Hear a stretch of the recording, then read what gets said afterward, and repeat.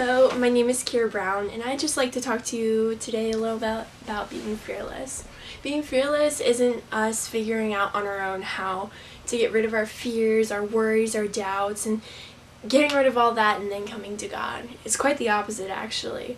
It's coming to God with our fears and our doubts and laying them down in front of Him and saying that these are what burden and trouble our hearts and that we want to let go and give them to God so that we can use that time that we've spent worrying instead on things that He has in store for us and the great many blessings and things that He has for us to do.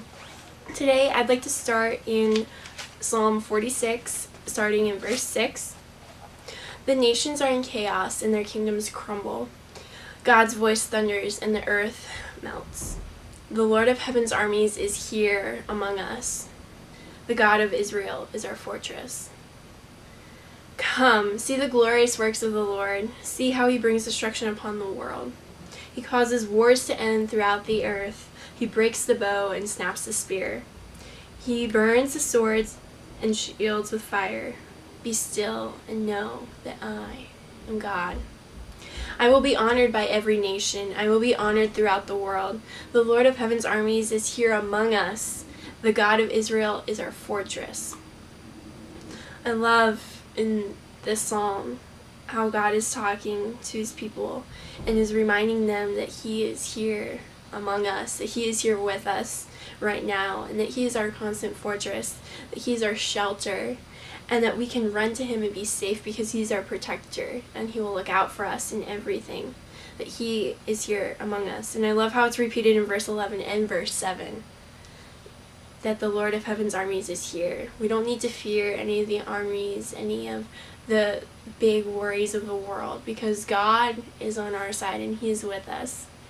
But it's also interesting in verse 10, once He stills our hearts with the fact that He's here and He's with us and He's a protector, that we can just be still and know that He is God, that we need to take time to clear our minds, our thoughts, our spirit, our soul, and just be with God and remember that He is God and that we can trust in Him with our whole self, that He is in charge of everything ultimately, and that we don't have to worry, because worry doesn't do anything, that it doesn't help us and it hinders, because it takes our thoughts and our minds off God and onto other things.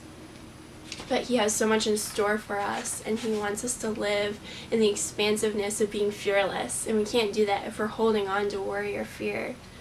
So we have to give it to God. We have to let Him take on our fears and our worries. We have to give it over to Him, because when we give it over to Him, our hearts are not clothed with that worry anymore, but instead we can allow them to be clothed with His love and His strength and His courage that is perfect because He gave it to us. And through that we can live the expansiveness of the life that He has in store for us.